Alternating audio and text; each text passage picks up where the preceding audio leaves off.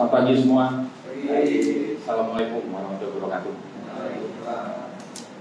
Oke mam, penyiar sepanjang masa.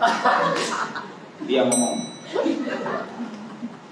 Sama seperti Mbak Niken tadi kesini agak macet dan alhamdulillah supirnya menawarkan saya naik taksi hari ini karena kena ganjil genap.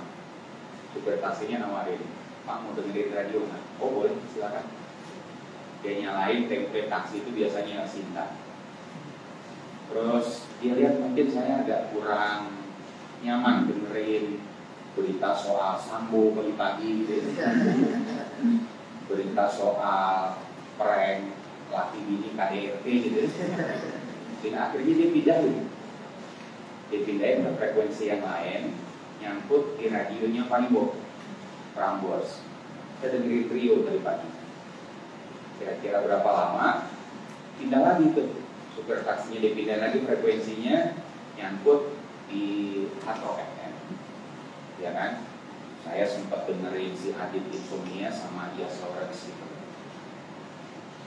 Kalau masih panjang perjalanan mungkin bisa 2 kali atau 3 kali pindah lagi gitu loh. Tapi karena saya udah sampai di kantor, akhirnya saya turun. Saya nggak tahu setelah saya turun radionya dimatikan atau tidak oleh supir taksi.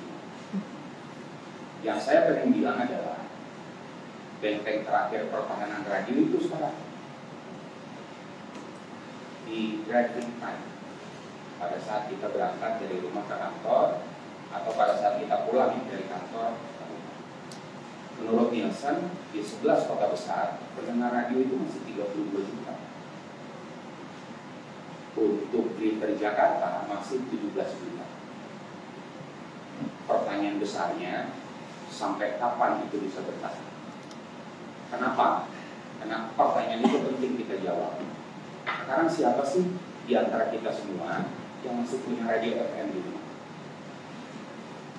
Kalaupun ada, paling 1-2 orang. Gue yakin jangan-jangan Kemal udah gak punya radio FM di rumah. Oh, tentu tidak. Padahal punya radio. Saya juga orang radio, di rumah saya nggak ada radio. Kenapa? Jalan-jalan aja ke Glodok, ke Jatinegara, Pasar Senen, toko elektronik. Tanya sama yang jual, oh masih punya radio? Masih jualan radio kan? Nggak ada. Nggak ada. Di sisi yang lain, penduduk kita cuma 275 juta. Tapi smartphone yang aktif, connect, jumlahnya 320 juta lebih. 320 juta smartphone itu online 8 jam sehari. Bayangin sih, itu kan sepanjang orang yang punya handphone yang melek gitu ya, 8 jam sehari. Sehingga akhirnya kalau radio mau berputar terus, ngandelin taksi, ya ngandelin mobil berangkat pagi, pulang sore gitu. Saya khawatir bisnis kita makin redup gitu. Sehingga akhirnya untuk bisa tetap relevan, kita harus pindah. Pindah kemana? Pindah ke itu. Kita tidak lagi mengandalkan frekuensi radio untuk mendistribusikan audio kita, tapi kita mengandalkan bandwidth. Kita mengandalkan internet. Dengan demikian apa? Dengan demikian nggak ada lagi tuh, waduh dengerin radio di sini keresek-keresek. Sepanjang ada sinyal, lu bisa dengerin radio dengan baik. Radio di Jakarta bisa didengar di Papua. Radio di Bandung bisa didengar di Jakarta. Radio di Makassar bisa didengar di Palembang. Kalau sekarang kan enggak. Kita punya keterbatasan wilayah siaran karena regulasi yang dibuat oleh pemerintah. KPI mengeluarkan 40 daftar lagu yang tidak boleh diputar di radio. Sebagai radio swasta yang berizin, patuh hukum, kita nggak puterin lagu-lagu yang terlarang itu. Tapi kan Spotify putar, Joox putar. Bahkan mereka bikin campaign, ini loh lagu yang lagi nggak boleh diputar di radio siaran. Mau dengar, dengerin dulu. Saya cuma pengen bilang, selain hidup kita makin susah, regulasinya luar biasa. Sehingga akhirnya buat saya yang relevan sekarang adalah kita pindahkan semua pendengar kita dari cara mendengar terestrial ke streaming. Kalau itu bisa kita lakukan dengan cepat, saya yakin industri ini bisa kembali bersinar.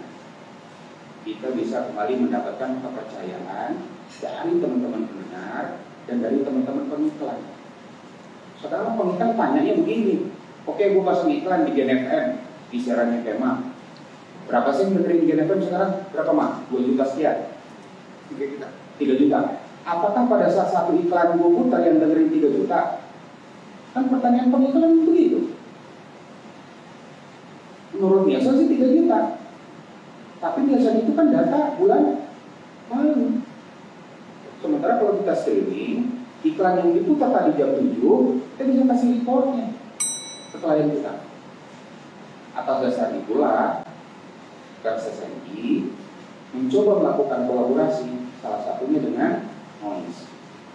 Supaya apa? Supaya radio tetap relevan. Demikian, terima kasih. Assalamualaikum warahmatullahi wabarakatuh.